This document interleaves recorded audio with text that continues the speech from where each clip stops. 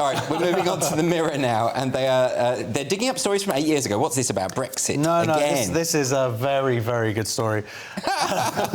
Brexit, clever people more likely to vote Remain in EU referendum, study shows. What study is this? A study that shows that I'm really clever.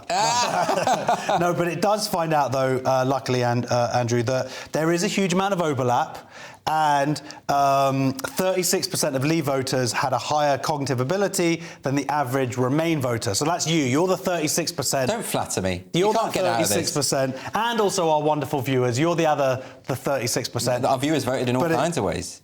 Well, I will say there's a good percentage voted for Brexit. It's kind of a nothing study. So well, it basically says that the brighter you are, the more ability you have to filter out lies, which a lot of the campaign for Brexit is based on. Wait a minute. This is the University of Bath. So I think if another maybe less systemically woke organisation can commission this study, You voted for Brexit. You're for Remain. You're a bright guy. This proves how bright you are. Remain, but I tell you what, I wouldn't vote Remain again. Not after I see how Remainers have acted. Wait a minute. So they're talking here about this guy, Dr. Dawson. He says that this shows that certain people are more people with lower cognitive ability and analytical thinking skills find it harder to detect and discount this type of disinformation, effectively. Yeah, see also Gaza. So he's actually making the case that the Leave campaign was full of disinformation, and totally neglects that the Remain campaign was also full of disinformation. So his bias is really influencing this study, right? Look at you getting really angry there.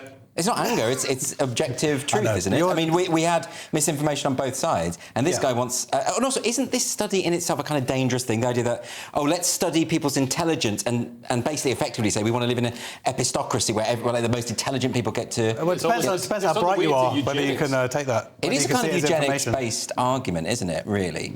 No, that's a bit much. But Leo, don't you see what I mean, though? Like, why even bother...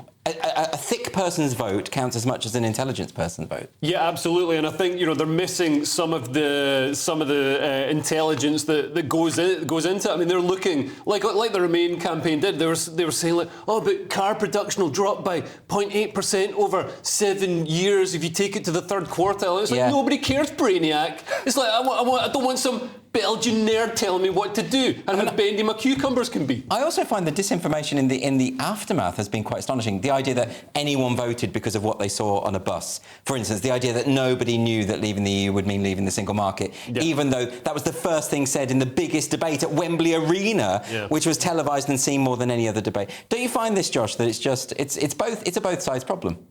I think it is a both sides problem, yeah. And I think that what we have seen after the vote was pretty disgusting. Yeah.